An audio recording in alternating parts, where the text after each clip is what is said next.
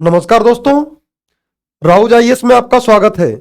दोस्तों, प्रत्येक वर्ष अक्टूबर माह का इंतजार विभिन्न वर्ग के लोगों को भिन्न भिन्न कारणों से होता है। बच्चों को अक्टूबर माह का इंतजार इसलिए होता है कि वो दशहरा का मेला देख सकें, खिलौने खरीद सकें और मिठाई खा सकें। एक विशेष वर्ग को अक्टूबर माह का इंतजार इसलिए होता है कि वो बिग बिलियन डील के माध्यम से शॉपिंग कर सकें। लेकिन विश्व के बौद्धिक वर्ग जो हैं, वैज्ञानिक, अन्वेषणकर्ता तथा हम जैसे यूपीएससी के अभ्यर्थी, उनको अक्टूबर माह का इंतजार एक विशेष कारण से होता है। और वो विशेष कारण क्या है? प्रत्येक वर्ष अक्टूबर माह में घोषित किए जाने वाले नोबेल पुरस्कार। तो दोस्तों, आज हमारे इस वीडियो का टॉपिक है नोबेल पुरस्कार, क्योंकि वर्ष 2023 के लिए नोबेल पुरस्कारों की घोषणा उन सभी क्षेत्रों में की जा चुकी है जिन क्षेत्रों में नोबेल पुरस्कार दिया जाता है। चूंकि यूपीएससी के परीक्षा में नोबेल पुरस्कारों से संबंधित प्रश्न प्रत्यक्ष या अप्रत्यक्ष रूप से प्रारंभिक परीक्षा और मुख्य परीक्षा दोनों में ही पूछे जाते रहे हैं और आगे भी पूछने की संभावनाएं हमेशा ही रहती हैं।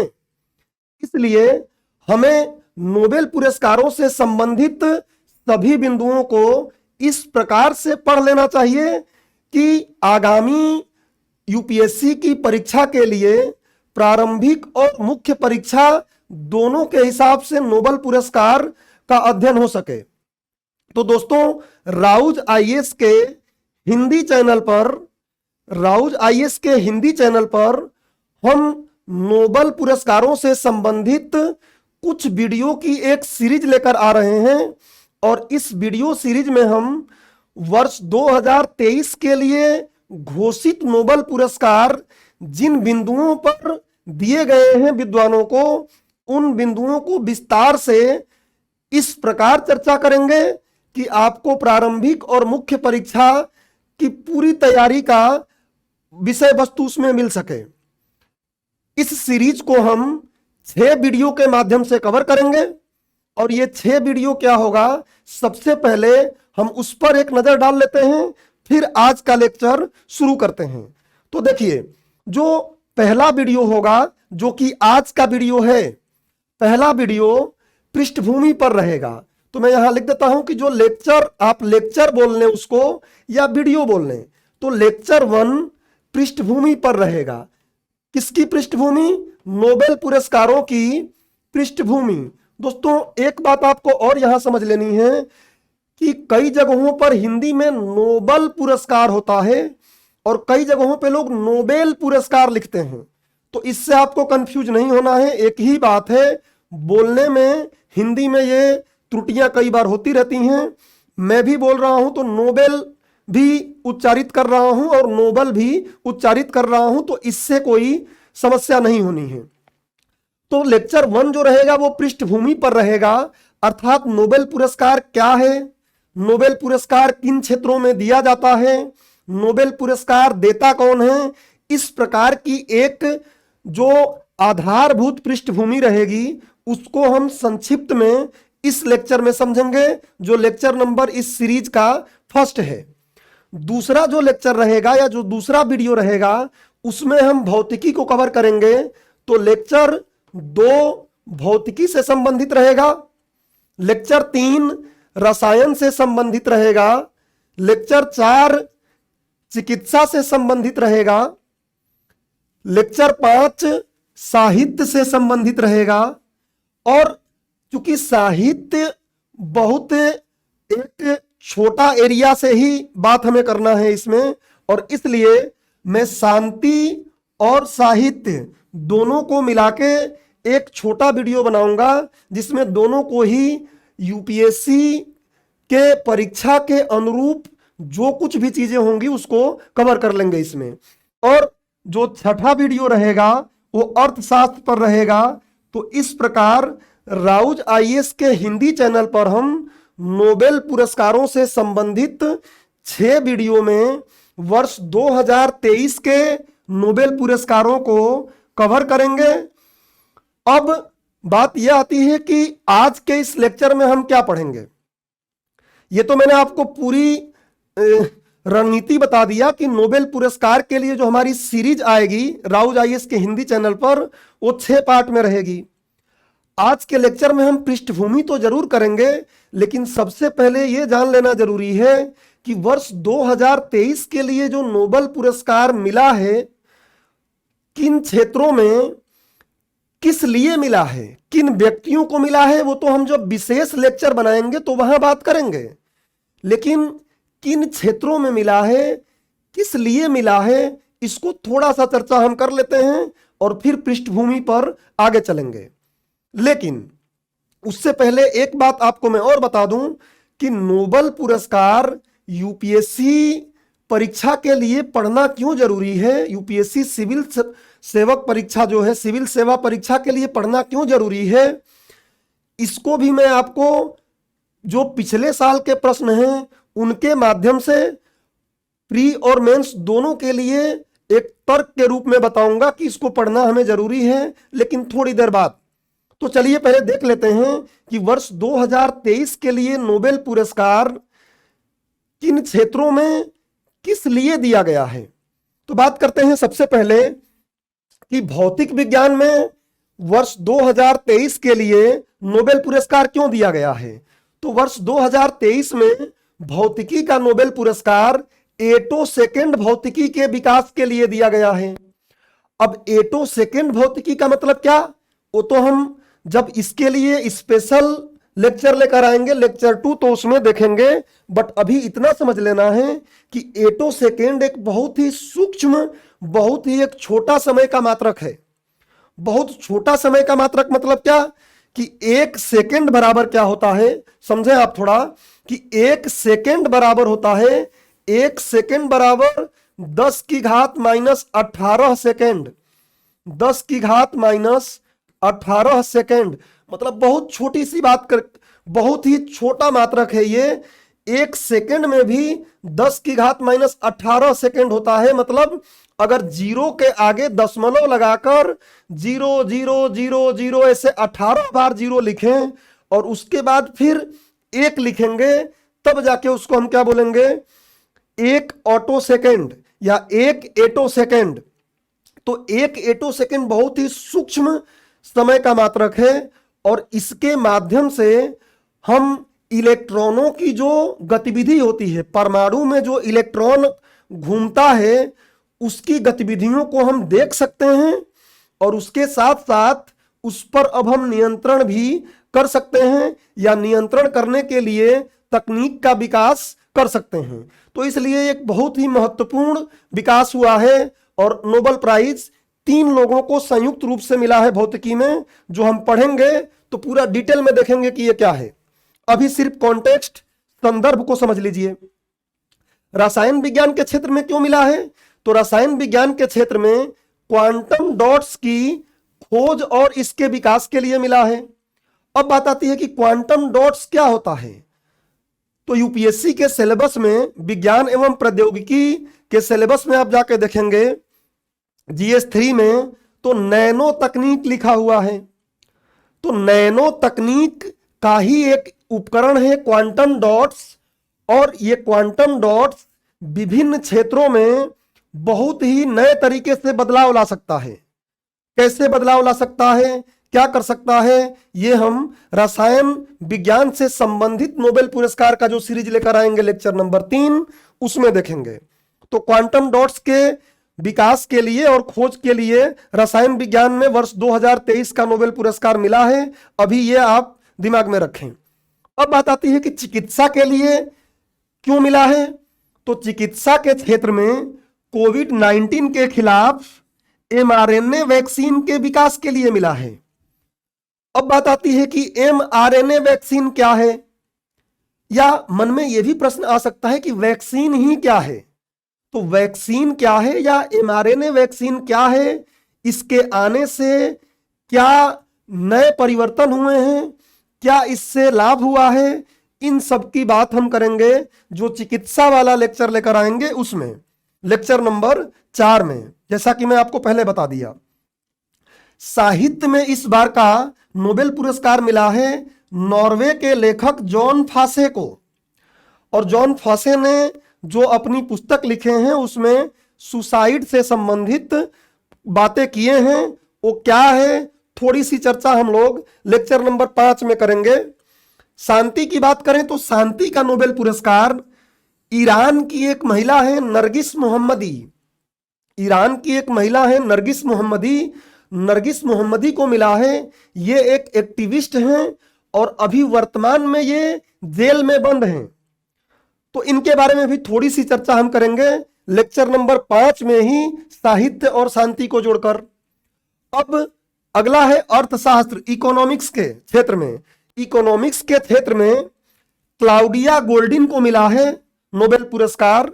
और इनको क्यों मिला है, तो इन्होंने अपने शोध में बीते 200 सालों के इतिहास का अध्ययन करके ये बताने का प्रयास की हैं कि पुरुष और महिला के वेतन में क्यों अंतर है या क्यों अंतर रहा है। पूरा इसका ऐतिहासिक दृष्टिकोण तरीके से समझाई हैं। और वो क्या है एग्जैक्ट, उसको भी हम लोग अर्थशास्त्र का जो एक समर्पित वीडियो लेकर आएंगे, जो हमारा नोबेल सीरीज का अंतिम वीडियो होगा, उसमें करेंगे। तो अभी हमने ये समझ लिया कि वर्ष 2023 के नोबेल पुरस्कार किस क्षेत्र में किस लिए दिया गया है। 2023 का नोबेल पुरस्कार किस क्षेत्र में किस लिए दिया गया है, यह बात हमने देख लिया।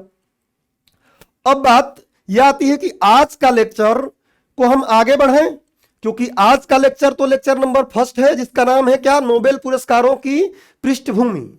लेकिन जैसा कि मैं आपको थोड़ी देर पहले आपसे यह बोला था कि नोबेल पुरस्कार हमारे यूपीएससी के पाठ्यक्रम से प्रत्यक्ष या अप्रत्यक्ष रूप से जुड़ता है।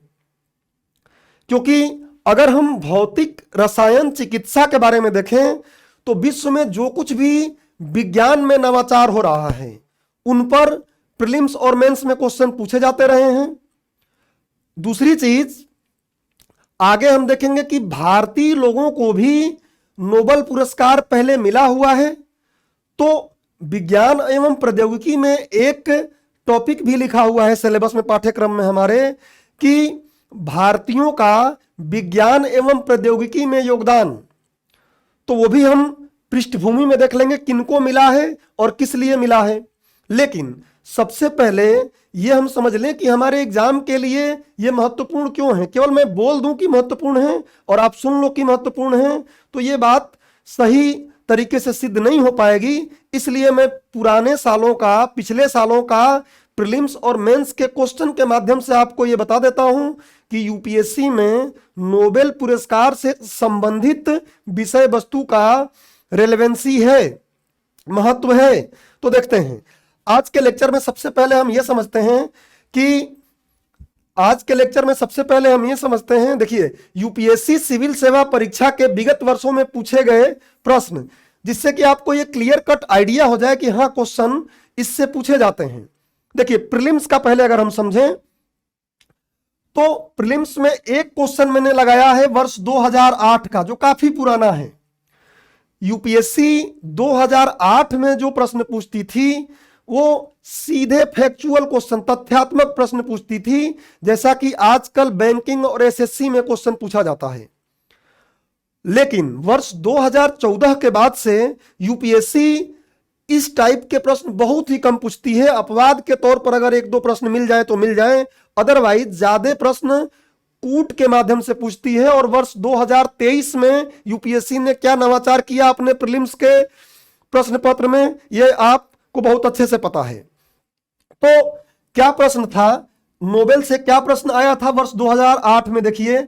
अच्छा, उससे पहले मैं आपको यह बता दूं कि आपको इन प्रश्नों के आंसर ढूंढने नहीं है, क्योंकि आज का लेक्चर इन प्रश्नों का आंसर ढूंढने के लिए नहीं है। सिर्फ मैं रेलेवेंसी बता रहा हूं, सिर्फ मैं ये बता रहा हूं कि हाँ, नोबेल पुरस्कार से संबंधित प्रश्न पूछे जाते हैं, इसलिए हमको नोबेल पुरस्कार पढ़ना चाहिए। प्रश्नों की बात और इनके आंसर की बात बाद में हम कर लेंगे। देखते हैं, तो निम्नलिखित में से किस वैज्ञानिक ने अपने बेटे के साथ भौतिकी में नोबेल पुरस्कार साझा किया था वर्ष 2008 में? देखिए प्रश्न एकदम तथ्यात्मक है और आपको यह लग रहा हो कि शायद 2008 में ये विषय जो है करंट अफेयर्स का हिस्सा हो, इसलिए यूपीएससी पूछा हो, लेकिन ऐसा नहीं है। ये नोबेल पुरस्कार जो जिनकी बात हो रही है इसमें कि अपने बेटे के साथ साझा किए हैं, ये 1915 की बात है। इनको 1915 में नोबेल पुरस्कार मिला था, लेकिन तथ्यात्मक रूप से यूपीएससी ने इसको पूछ लिया था वर्ष 2008 में।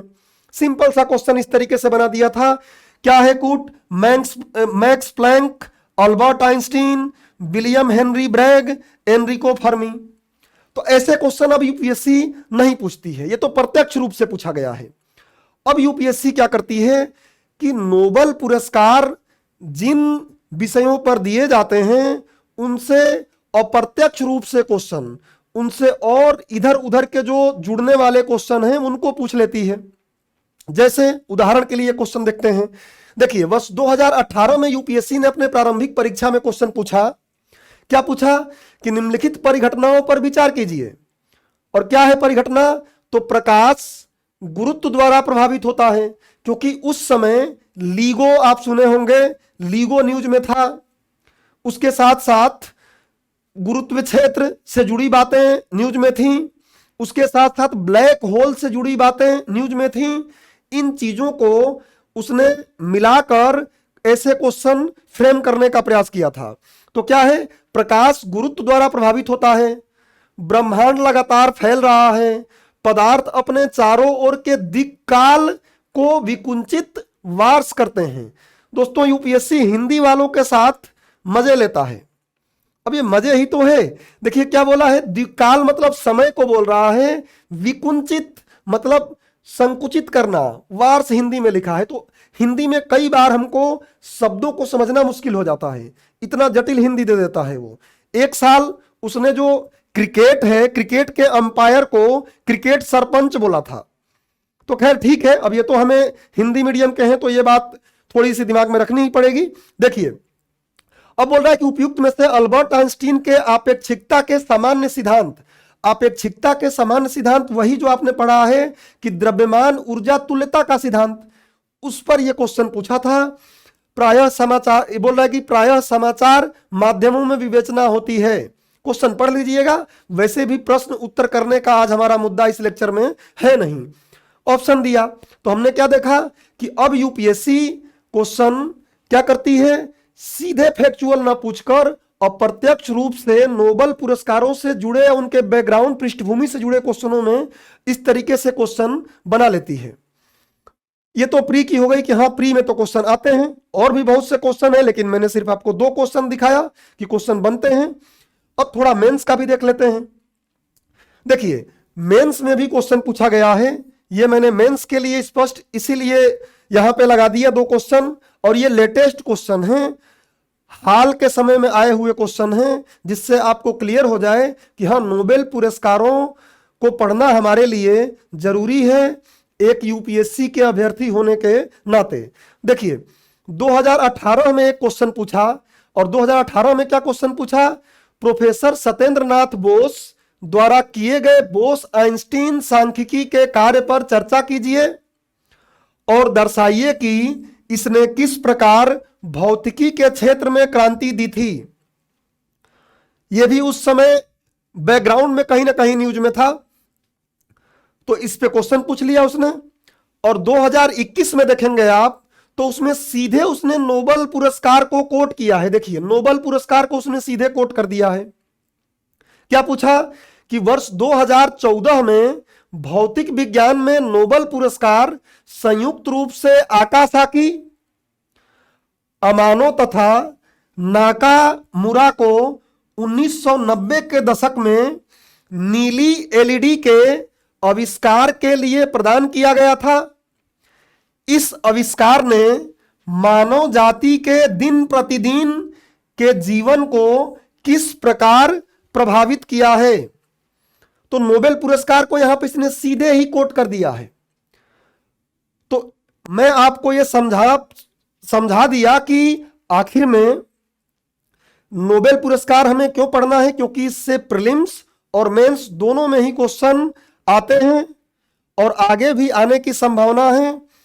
लेकिन यहां जो हम पढ़ेंगे समझ के साथ पढ़ेंगे, जिससे कि प्रीलिम्स के भी क्वेश्चन बन सकें और मेंस के भी क्वेश्चन बन सकें।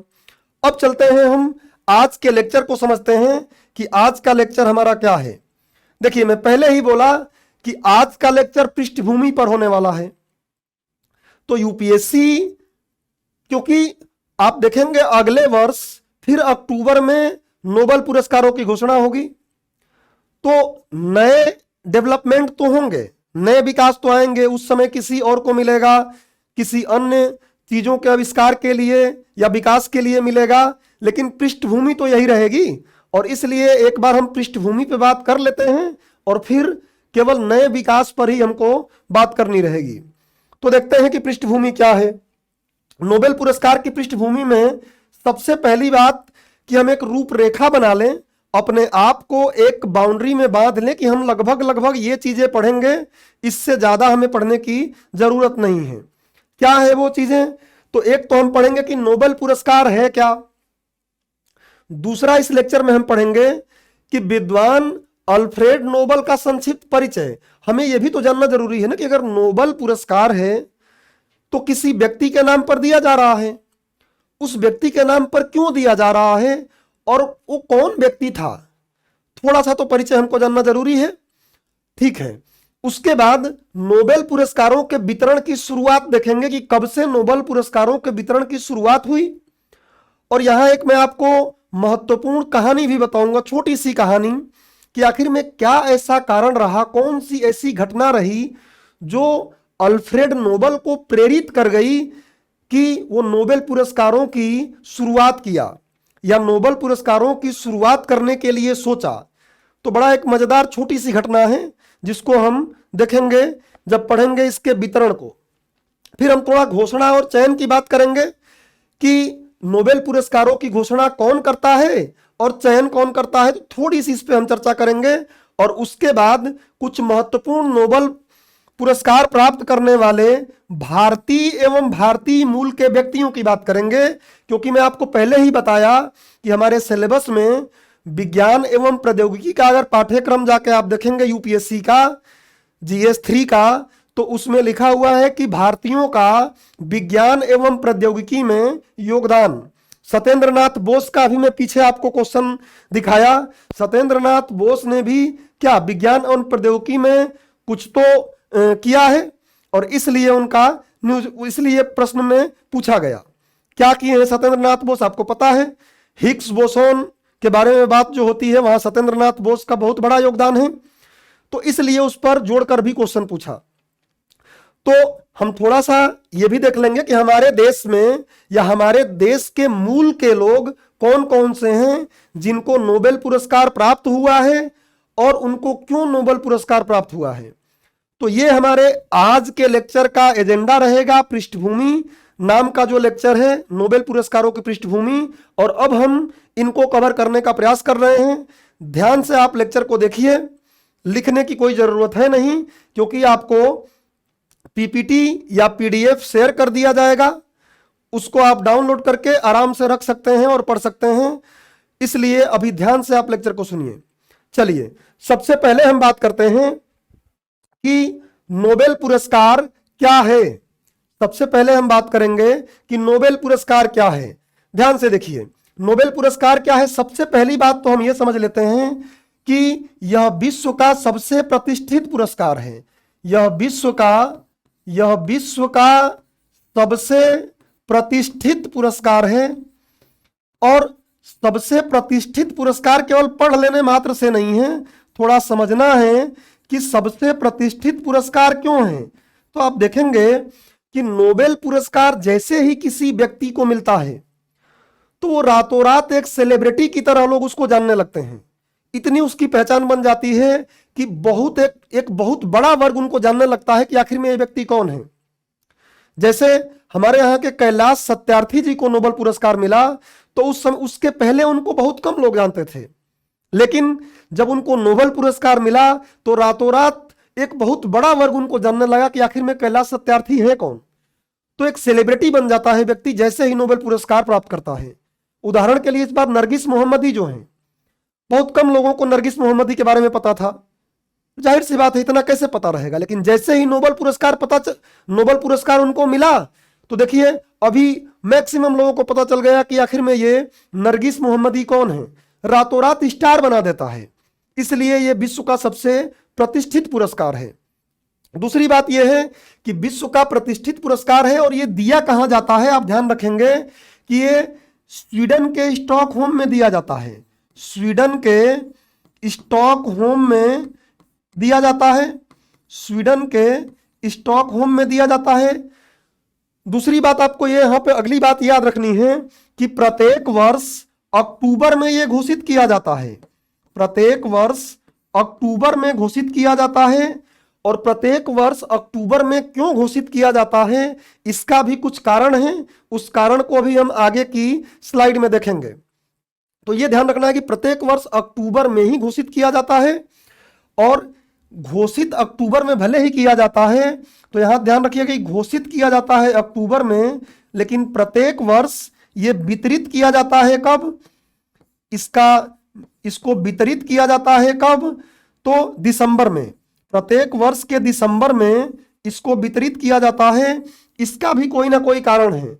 ऐसा नहीं है कि दिसंबर में रैंडम तरीके से उन्होंने चुन लिया है कि दिसंबर में वितरित करेंगे। इसका एक विशेष कारण है, और वो क्या विशेष कारण है अभी हम देखेंगे आगे की स्लाइड में। और क्या इसमें हम समझ सकते हैं कि नोबेल पुरस्कार आखिर में देता कौन है। तो ध्यान रखिएगा, नोबेल पुरस्कार देता है नोबल फाउंडेशन। नोबेल पुरस्कार देता है कौन, नोबल फाउंडेशन। नोबेल पुरस्कार नोबल फाउंडेशन द्वारा दिया जाता है।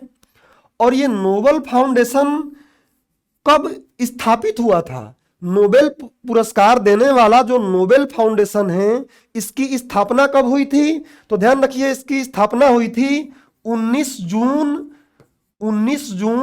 वर्ष 1900 में। 19 जून वर्ष 1900 में इसकी स्थापना हुई थी। और यही फाउंडेशन नोबेल पुरस्कारों को वितरित करता है। तो इतनी बात आपको समझ में आ गई कि नोबेल पुरस्कार क्या है।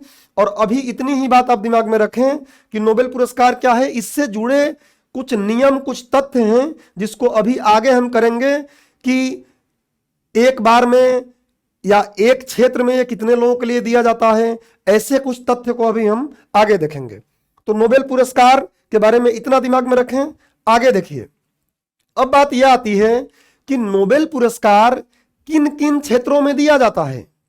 क्योंकि ऐसे तो मन में ख्याल आ सकते हैं कि शायद रील बनाने वालों को भी नोबेल पुरस्कार मिल जाए, तो कुछ लोग रील बनाने में ही लग जाएं। उनको लगे कि शायद अगली बार जब स्वीडन के स्टॉकहोम में घोषणा होगी नोबेल की, तो शायद उनका नाम आएगा कि रील में इस व्यक्ति को नोबेल पुरस्कार मिला। तो ऐसा नहीं है। इसका एक विशेष क्षेत्र चुना गया है। उन्हीं क्षेत्र में अगर कुछ मानवता को सकारात्मक रूप से प्रभावित करने के लिए नवाचार किया जाता है, तो नोबेल पुरस्कार दिया जाता है। वो क्षेत्र कौन कौन से है देखिए। नोबेल पुरस्कार 5 क्षेत्रों में दिया जाता है। नोबेल पुरस्कार 5 क्षेत्रों में दिया जाता है। और वो 5 क्षेत्र क्या है, उससे पहले एक बात समझ लीजिए कि जब नोबेल पुरस्कार, अभी हम आगे देखेंगे कि नोबेल पुरस्कारों की घोषणा या नोबेल पुरस्कारों की स्थापना कब हुई थी, 1900 में। नोबेल पुरस्कारों की स्थापना कब हुई थी, वर्ष 1900 में। 1900 ईस्वी बोल सकते हैं आप, वर्ष 1900 में। और पहली बार ये वितरित कब हुआ, प्रथम बार ये वितरित हुआ कब, 1901 में। तो क्या 1901 में जब ये वितरित हुआ तो कितने क्षेत्रों के लिए स्थापित हुआ था ये, तो ध्यान रखेंगे कि जब इसकी स्थापना हुई थी तो केवल 4 क्षेत्रों के लिए ही स्थापना हुई थी कि 4 क्षेत्रों में दिया जाएगा। 4 क्षेत्रों में कोई मानवता को सकारात्मक रूप से प्रभावित करने वाला कोई नवाचार करता है तो उसको मिलेगा। और वो 4 क्षेत्र क्या थे, ध्यान रखिएगा। प्रारंभ में जो 4 क्षेत्र थे, एक तो भौतिक विज्ञान था कि भौतिक विज्ञान में कुछ बहुत ही अच्छा कार्य कर रहा है कोई व्यक्ति, बहुत ही अच्छा कोई खोज कर रहा है, आविष्कार कर रहा है जो मानव जीवन को सरल बनाने के लिए उपयुक्त है, तो उसको नोबेल पुरस्कार मिल सकता है। ऐसे ही रसायन विज्ञान की घोषणा भी शुरू में ही हो गई थी। शरीर क्रिया विज्ञान, फिजियोलॉजी या चिकित्सा, शरीर क्रिया विज्ञान, फिजियोलॉजी या चिकित्सा एक ही बात है, इसकी भी घोषणा पहले ही हो गई थी, तो यह भी इन 4 क्षेत्रों में था।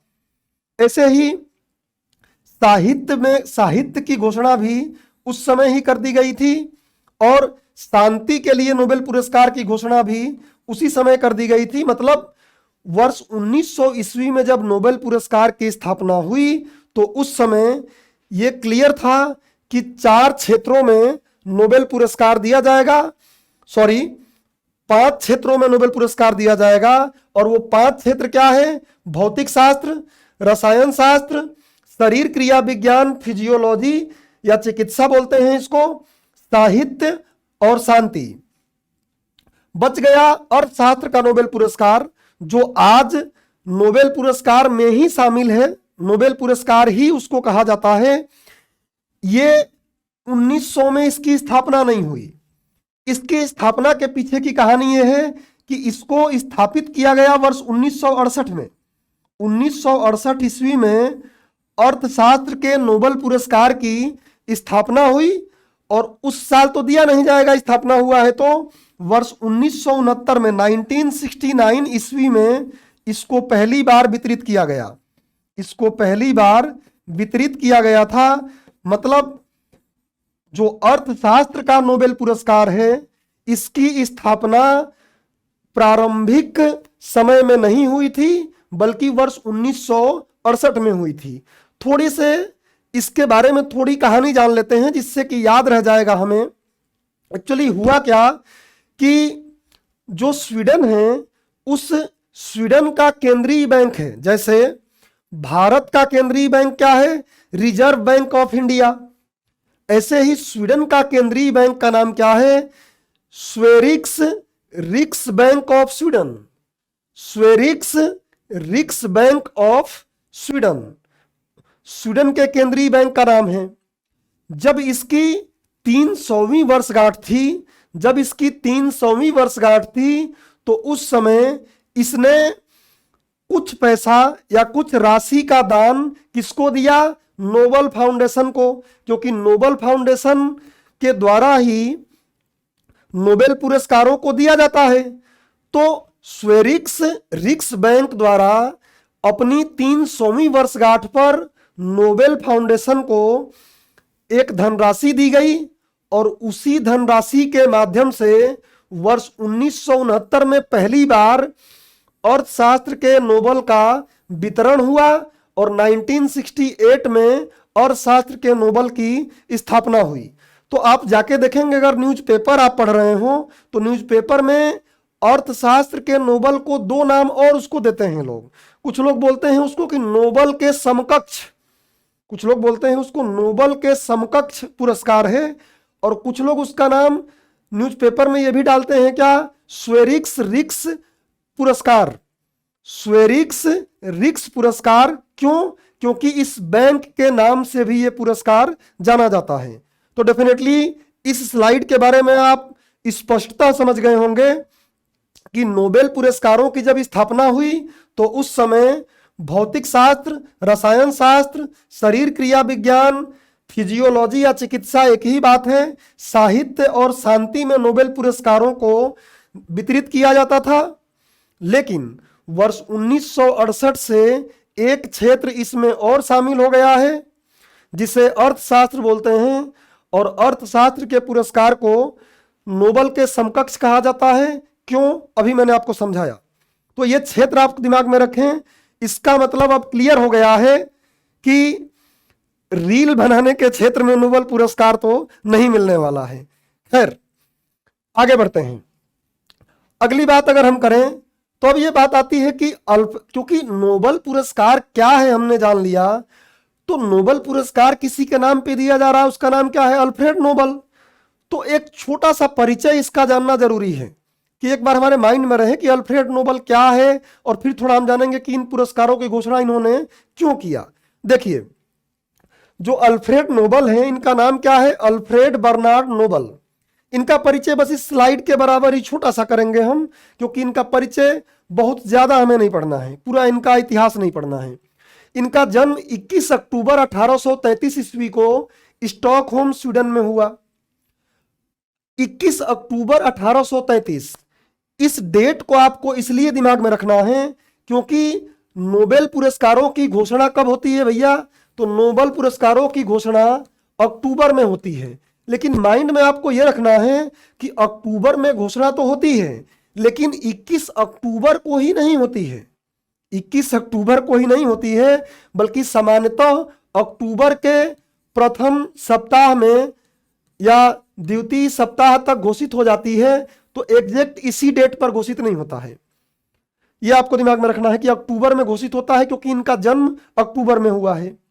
दूसरा, ये एक रसायनविद थे, रसायन विज्ञान के वैज्ञानिक थे। दूसरा, इंजीनियर थे, तो रसायनविद और इंजीनियर थे डेफिनेटली। फिर ऐसे ही अन्वेषण वाले काम करेंगे। खोज इन्होंने बहुत से खोज किए हैं, लेकिन उसमें नाइट्रोग्लिसरीन, डायनामाइट, ब्लास्टिंग जिलेटिन इत्यादि ऐसे इन्होंने आविष्कार किया। खोज बोलना इसलिए सही नहीं है क्योंकि खोज जो प्रकृति में उपलब्ध है उसी को ढूंढ लेना खोज है, लेकिन आविष्कार क्या है? जो कुछ नई चीज हम बना लें, जो प्रकृति में उपलब्ध है इनको मिला के कुछ नई चीज बना रहे हैं, तो आविष्कार। तो इन चीजों का इन्होंने आविष्कार खोज किया, जो भी बोल रहे हैं आप यहां पर, लेकिन टर्म्स आपको क्लियर होना चाहिए कि खोज आविष्कार क्या है। अब ये सभी की सभी चीजें क्या है? विस्फोटक है। कुछ समय पहले अगर आप न्यूज सुन रहे हो तो आपको पता है कि मुकेश अंबानी जी के घर के सामने जिलेटिन की छड़ें मिली थी और एक बहुत ही बड़ा मुद्दा बना था वो। तो जिलेटिन भी क्या है?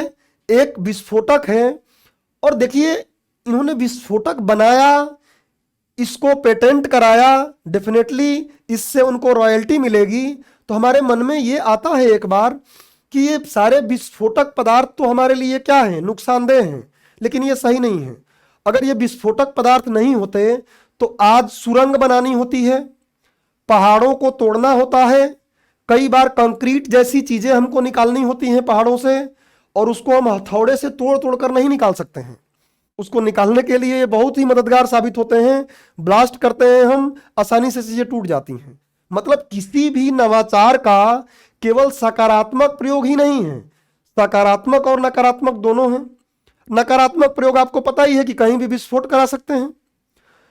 तो इन्होंने जब इसका आविष्कार किया तो सकारात्मक पहलुओं को भी देखा कि सकारात्मक पहलू हैं। तो इनका एक खोज किए, 20 से अधिक देशों में प्रयोगशाला और उद्योगों की स्थापना किए। तो इससे इनको पैसा आता था। 355 के आसपास इन्होंने पेटेंट कराए। पेटेंट टॉपिक आप पढ़ेंगे यूपीएससी में या पढ़े ही होंगे। उससे इनको रॉयल्टी आती थी, मतलब काफी धन इनके पास उपलब्ध था। और इनकी मृत्यु कब हुई? 10 दिसंबर 1896 इटली के सैन रेमो में इनकी मृत्यु हुई। तो ये तो इनका संक्षिप्त परिचय है, इसको आपको दिमाग में रखना है।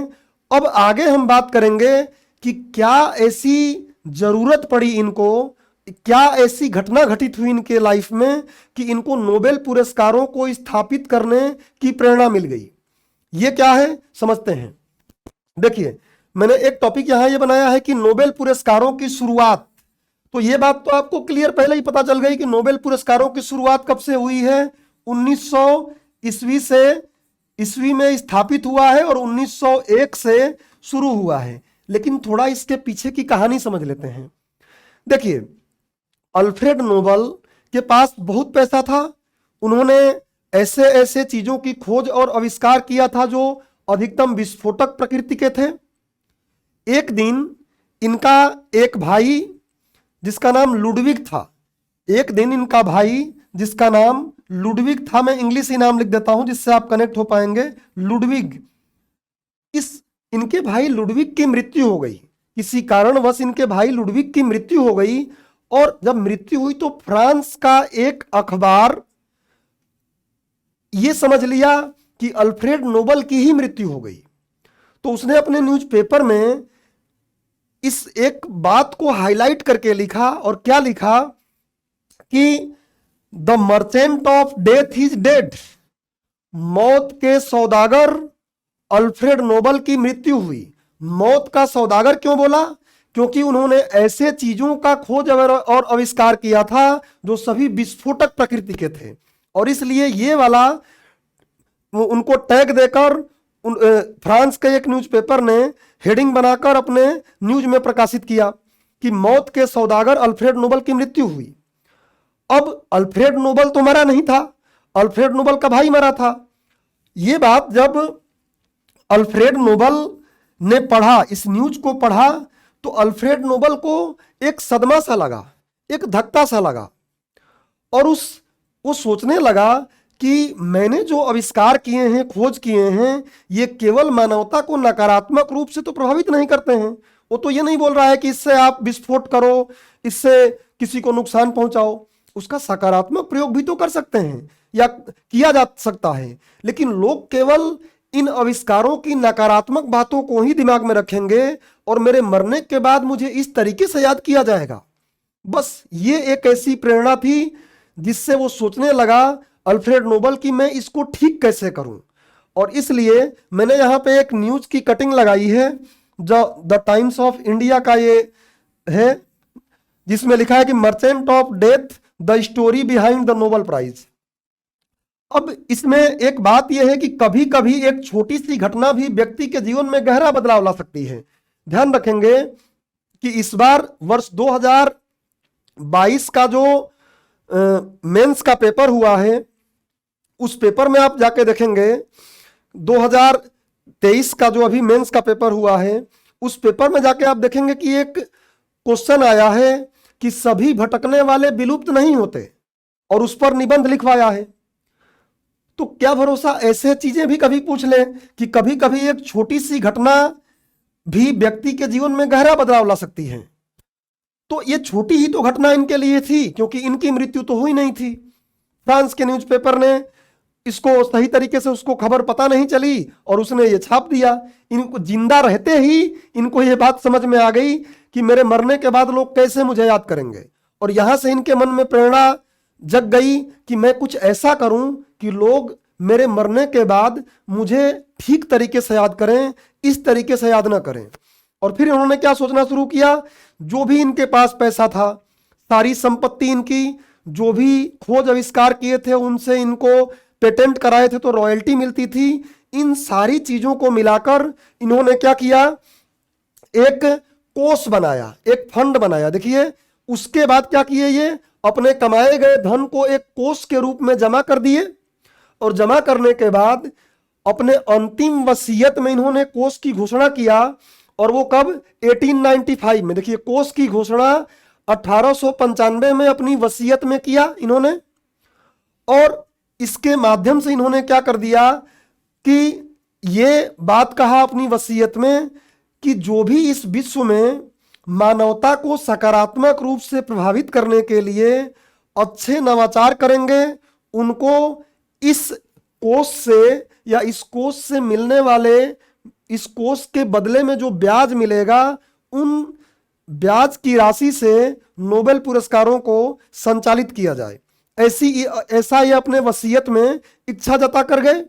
तो कोष की घोषणा 1895 में किए, और इसी कोष की धनराशि से जो प्राप्त ब्याज होता है उससे आज पुरस्कार संचालित होता है। तो ये कहानी आप अच्छे से समझ गए होंगे कि नोबेल पुरस्कारों की शुरुआत के पीछे की कहानी क्या रही। अगर उस अखबार न्यूज़पेपर वाले ने एक गलती ये नहीं किया होता तो शायद नोबेल पुरस्कारों के वितरण की तरफ जो उनकी प्रेरणा मिली थी वो नहीं मिली होती। तो ये एक इंटरेस्टिंग कहानी भी आपको हो गई, दिमाग में रखिएगा क्यों शुरुआत हुई। स्थापना और 1901 में दिया गया, आपको पता है। आगे देखिए, अब बात आती है कि घोषणा एवं चयन किसके द्वारा किया जाता है। अब मैं ये आपको क्यों पढ़ा रहा हूं, इसलिए पढ़ा रहा हूं कि जब भी न्यूज़पेपर आप जाके देखेंगे तो उस न्यूज़पेपर में स्पष्टता लिखा रहेगा कि भौतिक शास्त्र के लिए नोबेल पुरस्कारों की घोषणा कौन किया, तो वहां लिखा रहेगा कि royal Swedish academy of science द्वारा किया गया। तो इसलिए हम जो पृष्ठभूमि वाला लेक्चर ये बना रहे हैं, इसमें जान ले कि कौन करे। कई बार माइंड में हमारे ये आ जाता है कि अच्छा इस बार ये किया है, अगली बार कौन करेगा, जब हमको स्पष्टता पता रहे कि नहीं यही लोग करते ही हैं। तो इन पुरस्कारों की घोषणा कौन करता है? एक ही संस्थान सभी पुरस्कारों की घोषणा नहीं करती है, बल्कि अलग अलग संस्थान इन पुरस्कारों की घोषणा करते हैं। कौन कौन देख लेते हैं। अर्थशास्त्र, भौतिकी और रसायन, इन 3 क्षेत्रों में नोबेल पुरस्कारों की घोषणा किसके द्वारा की जाती है? तो royal Swedish academy of science द्वारा। यह संस्थान ही हमेशा इन पुरस्कारों की घोषणा करती है।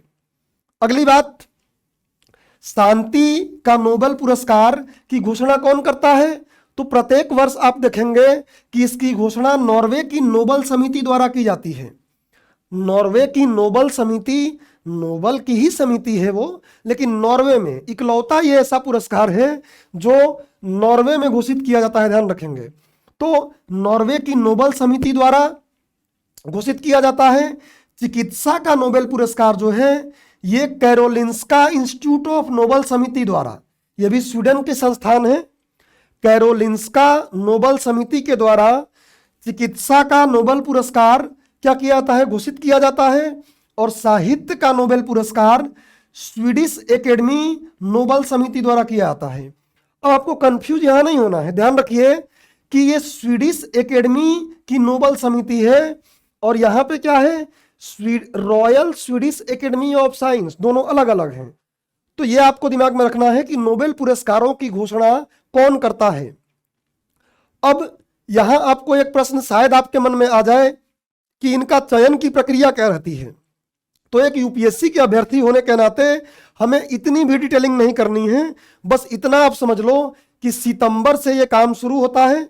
नामांकन की प्रक्रिया, नामांकन मंगाया जाता है, फिर उस पर लोग उसको छांटते हैं, देखते हैं कि कौन ज़्यादा योग्य कैंडिडेट है, और फिर उस तरीके से आके अंततः अक्टूबर में घोषणा हो जाती है। तो चयन की प्रक्रिया से हमें कोई लेना देना ज़्यादा है नहीं। चलिए, तो किसके द्वारा घोषणा और चयन किया जाता है हमने देख लिया। अब आगे बात करते हैं, कुछ महत्वपूर्ण तथ्य थोड़ा सा समझ लेते हैं, इससे जुड़ा हुआ कुछ महत्वपूर्ण तथ्य की बात कर लेते हैं। और ये आपको हमेशा दिमाग में रखना है, कुछ महत्वपूर्ण तथ्य क्या है, ध्यान से देखिएगा कि महत्वपूर्ण तथ्य क्या है। सबसे पहली बात कि नोबेल पुरस्कार जो होता है एक क्षेत्र में, एक क्षेत्र मतलब आप समझ गए हैं कि अर्थशास्त्र एक क्षेत्र हो गया, भौतिक विज्ञान एक क्षेत्र हो गया, रसायन शास्त्र एक क्षेत्र हो गया। तो एक क्षेत्र में नोबेल पुरस्कार एक क्षेत्र में अधिकतम, एक क्षेत्र में अधिकतम 3 लोगों को दिया जा सकता है। एक क्षेत्र में अधिकतम 3 लोगों को दिया जाएगा, जैसा कि इस बार भौतिकी में नोबेल पुरस्कार 3 लोग संयुक्त रूप से प्राप्त किए हैं। तो एक क्षेत्र में नोबेल पुरस्कार 3 लोगों को दिया जा सकता है, 3 से ज्यादा नहीं, 3 से कम लोगों को मिल जाएगा। अधिकतम मैं बोल रहा हूं, कम से कम 1 को मिल जाएगा, लेकिन अधिक से अधिक 3 लोगों को ही मिलेगा, ये आपको दिमाग में रखना है। दूसरी बात क्या है कि नोबेल पुरस्कार के जो विजेता होते हैं, नोबेल पुरस्कार के जो विजेता होते हैं, इन विजेताओं को हम लॉरिएट्स के नाम से संबोधित करते हैं। लॉरिएट्स, लॉरिएट्स के नाम से संबोधित करते हैं। लॉरिएट्स मतलब क्या? लॉरिएट्स का मतलब होता है प्रतिष्ठित व्यक्ति। लॉरिएट्स का मतलब होता है प्रतिष्ठित व्यक्ति।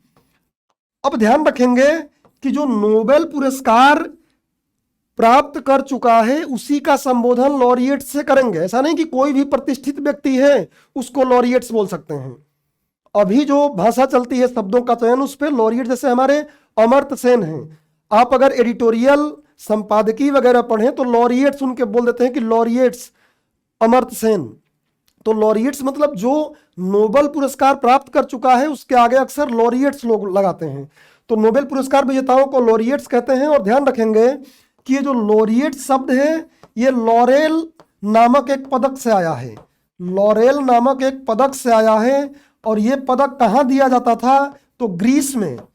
ग्रीस में जो युद्ध के विजेता होते थे, जो युद्ध के विजेता होते थे, उन विजेताओं को एक लॉरेल नाम का पदक दिया जाता था। और कहीं ना कहीं उसी लॉरेल नाम से ये लॉरिएट शब्द लिया गया है, जिसका मतलब होता है प्रतिष्ठित व्यक्ति। अगली बात क्या दिमाग में रखना है कि वर्ष मरणोपरांत ये दिया जाता है या नहीं दिया जाता है, ये आपको दिमाग में रखना है। तो मरणोपरांत वर्ष 1974 में ध्यान रखेंगे, वर्ष 1974 में ये नोबेल समिति ने ये बोल दिया कि हम जो मर गया है व्यक्ति, जिसका डेथ हो गई है 1974 से, बोल दिया गया कि उनका हम नामांकन ही नहीं करेंगे। न तो नामांकन करेंगे और न ही पुरस्कार देना पड़ेगा, तो नामांकन ही नहीं होता है वर्ष 1974 से। लेकिन दिमाग में आपको यह रखना है कि अगर नामांकन के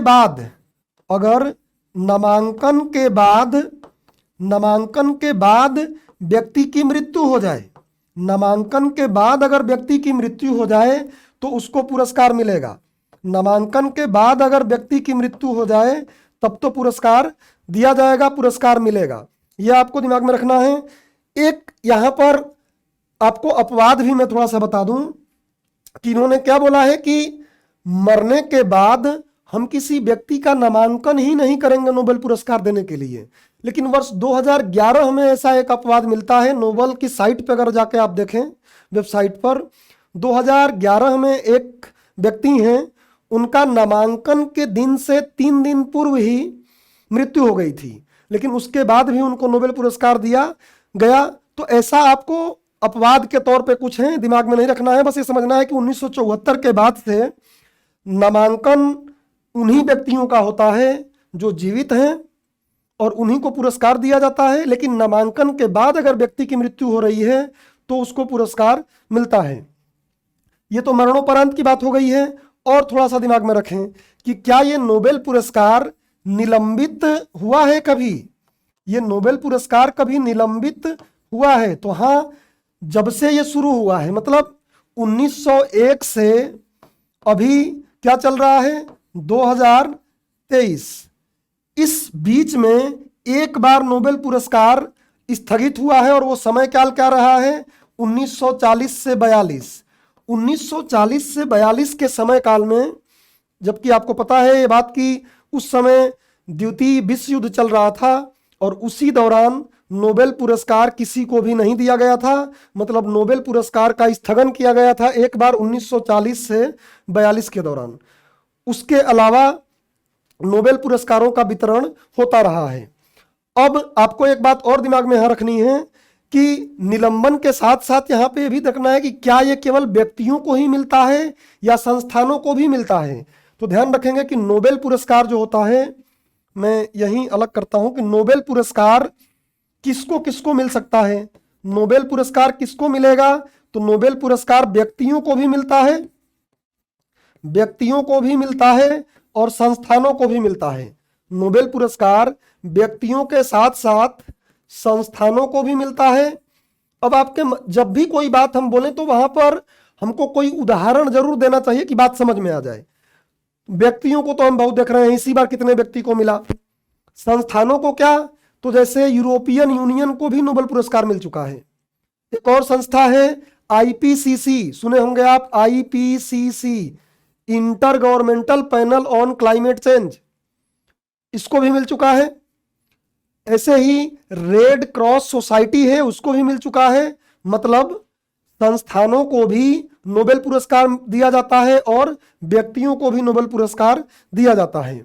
और आपको क्या दिमाग में रखना है, एक मैं पेज बढ़ा लूं कि जो नोबेल पुरस्कार है इसके नामांकन से जुड़ी एक बात आपको दिमाग में रखना है कि इसका नामांकन ऐसा नहीं है कि अभी किन किन का अर्थशास्त्र के लिए नामांकन हुआ था हमको पता चल जाए, अभी नहीं पता चलेगा। नामांकन को नोबेल समिति क्या करती है, 50 वर्षों के लिए गोपनीय रखती है। 50 वर्षों के लिए नोबेल समिति क्या कर देती है, इसको गोपनीय रखती है। 50 वर्षों के लिए ये गोपनीय रहेगा, अर्थात 50 वर्ष बाद ही पता चलेगा कि इस वर्ष के नोबेल पुरस्कार में किन किन लोगों को नामित किया गया था। क्योंकि सभी नामित लोगों को तो विजेता घोषित नहीं किया गया है, विजेता तो एक ही घोषित हुआ है या संयुक्त रूप से 3 घोषित हुए हैं। लेकिन नामांकन गोपनीय है 50 सालों के लिए। 50 साल बाद पता चल सकता है कि कौन कौन नामांकित तब हुए थे। ये बात आपको दिमाग में रखना है। और उसके साथ साथ आपको यह भी दिमाग में रख लेना है कि जो नोबेल पुरस्कार है, मैंने अभी बताया आपको कि किन किन क्षेत्रों में, जो भी क्षेत्र यहाँ पे बताए गए हैं, मतलब अर्थशास्त्र हमने देख लिया जो सबसे बाद में आया। उसके बाद हमने देखा भौतिकी, मैं केवल ऐसे लिख देता हूँ, रसायन, रसायन के बाद हमने देखा साहित्य, साहित्य के बाद हमने देखा शांति, और शांति के बाद हमने देखा चिकित्सा। ऑर्डर आप पीछे जाके देख सकते हैं, चिकित्सा। तो क्या इन सभी क्षेत्रों में प्रत्येक वर्ष नोबेल पुरस्कार दिया जाता है? यह जरूरी नहीं है। कई बार ऐसा लगता है उनको कि चिकित्सा में नोबेल पुरस्कार के लिए इस बार रैंडम कोई भी वर्ष हो, उस वर्ष उनको कोई उपयुक्त अभ्यर्थी नहीं मिला तो उस साल चिकित्सा का नोबेल पुरस्कार नहीं देंगे किसी को। तो ऐसा संभव है कि उस साल चिकित्सा का नहीं मिला, बाकी सबको मिल गया। हो सकता है कि किसी वर्ष भौतिक के क्षेत्र में उनको कोई योग्य कैंडिडेट नहीं मिला तो उस वर्ष भौतिकी के क्षेत्र में नहीं मिलेगा, बाकी में मिल जाएगा। कुल मिला के मैं इस से ये समझाना चाहता हूं आपको कि जो नोबेल पुरस्कार है प्रत्येक वर्ष प्रत्येक क्षेत्र में मिले ये अनिवार्य नहीं है। प्रत्येक वर्ष प्रत्येक क्षेत्र में मिले, प्रत्येक वर्ष प्रत्येक क्षेत्र में मिले ये आवश्यक नहीं है। हो सकता है कि कुछ क्षेत्रों में मिले, कुछ क्षेत्रों में नहीं मिले, या ये तो संभावना है ही कि सभी क्षेत्रों में मिले। तो ये आपको दिमाग में रखना है कि हर साल हर क्षेत्र में नोबेल पुरस्कार नहीं दिया जाता है। कई बार कुछ क्षेत्रों में नोबेल पुरस्कार उपयुक्त अभ्यर्थियों के न मिलने के कारण नहीं दिया जाता है। तो ये कुछ महत्वपूर्ण फैक्ट रहे जिनको आपको दिमाग में रख लेना है।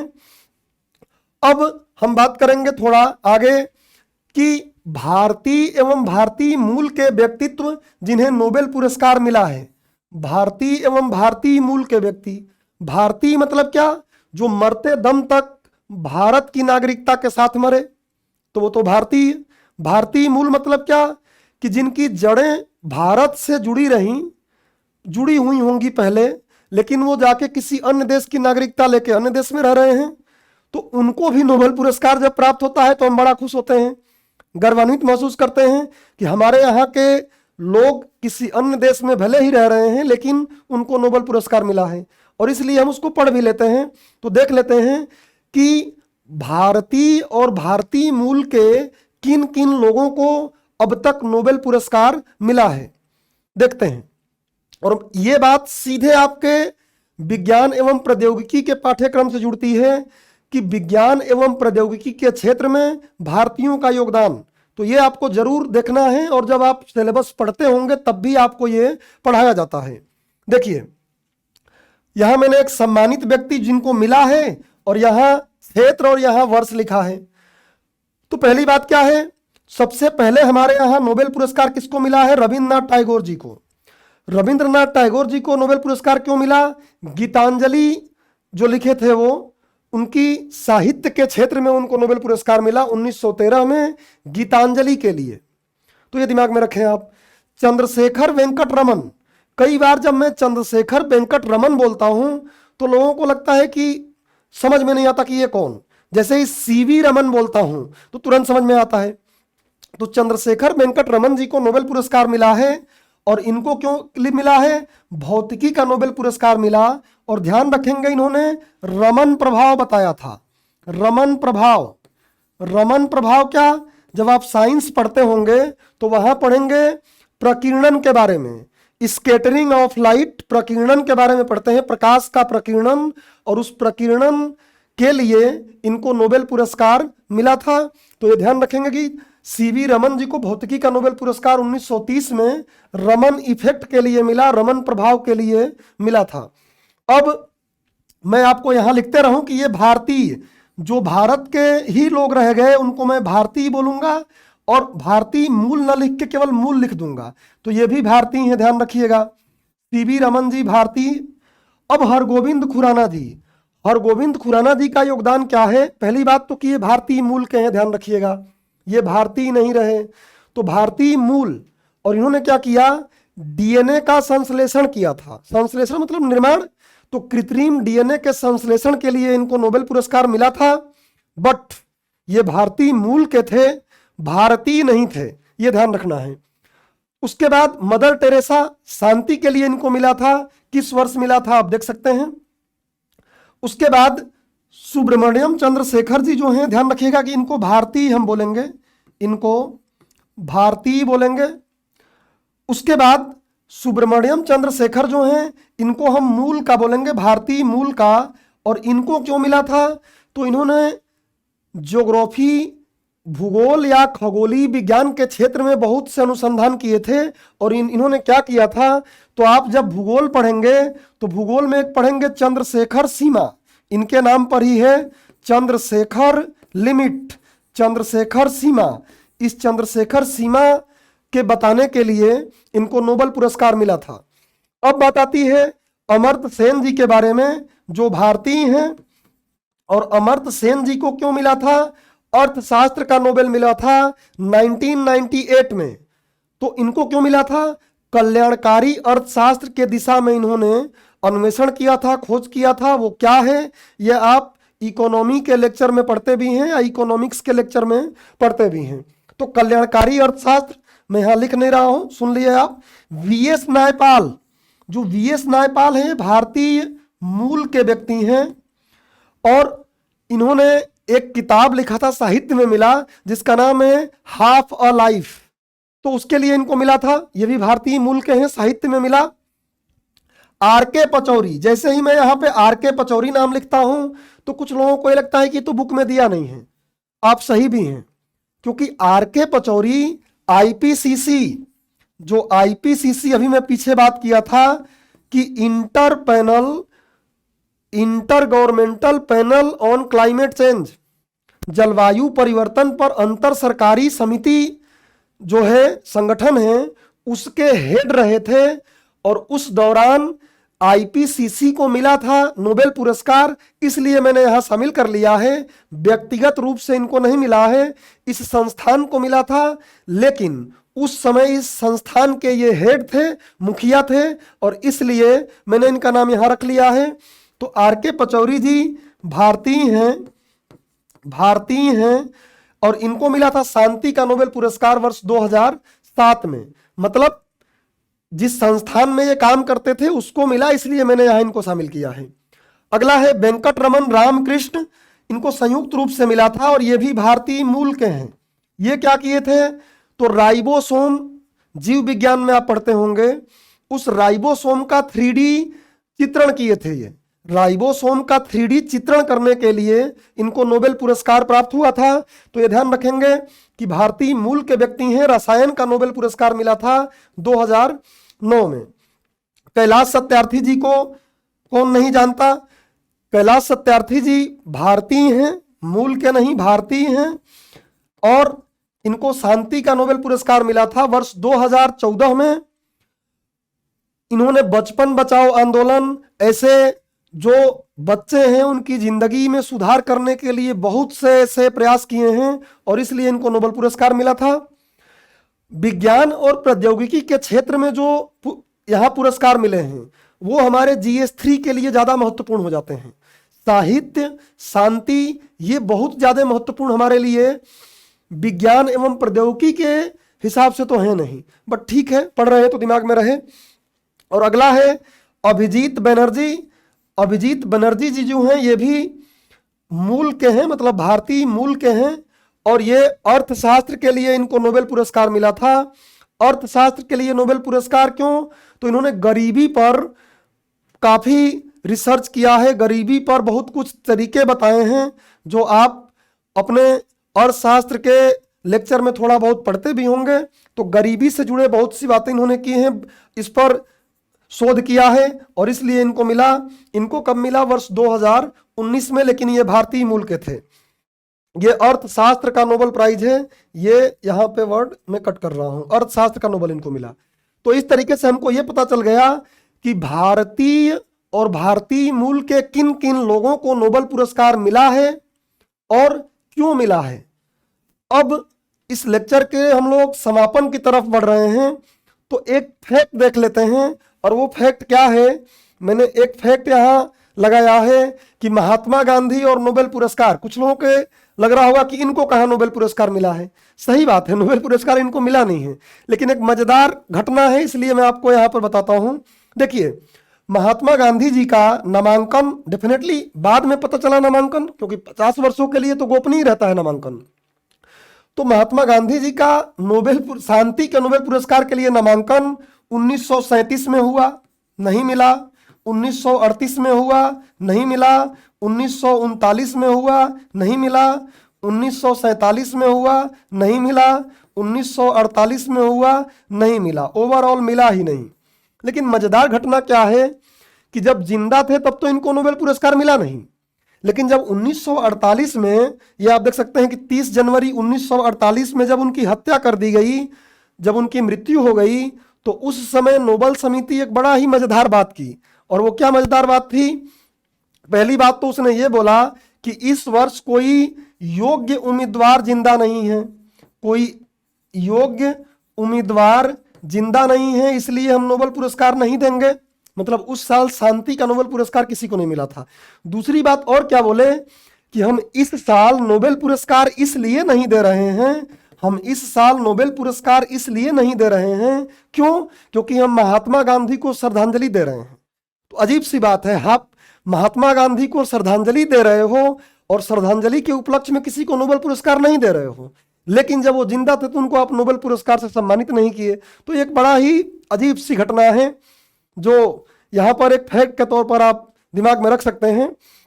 तो इस तरीके से आज का जो ये पृष्ठभूमि वाला लेक्चर था, अर्थात राउज आईएएस के हिंदी मीडियम का जो चैनल है, उस पर जो नोबेल पुरस्कार पर आधारित वीडियोज की श्रृंखला है, उसमें पहला वीडियो में बस इतनी पृष्ठभूमि वाली बात हम करेंगे, और अगले लेक्चर में जब हम लोग मिलेंगे तो भौतिक विज्ञान में नोबेल पुरस्कार की बात करेंगे। लेकिन जाते जाते एक क्वेश्चन का आंसर मैं आपको करा देता हूं जो ऊपर दिया हूं, क्योंकि 2 मेंस और 2 पीटी, तो एक क्वेश्चन का आंसर करते हुए इस क्लास का समापन हम लोग करेंगे और मिलेंगे अगले क्लास में।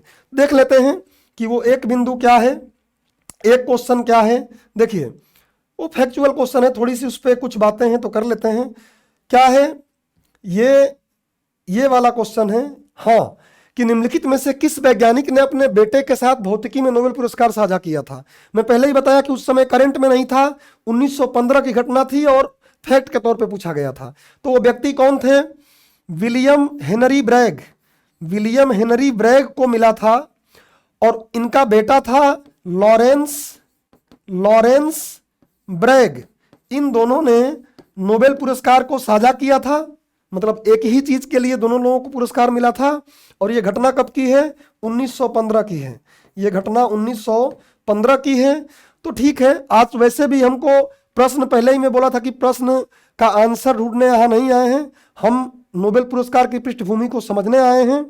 और आज के लेक्चर को हम एक बार मैं आपको स्लाइड सारी दिखा देता हूँ, एक बार मैं आपको शुरू से स्लाइड दिखा देता हूँ। अगर आपको लेना हो स्क्रीनशॉट तो आप ले सकते हैं।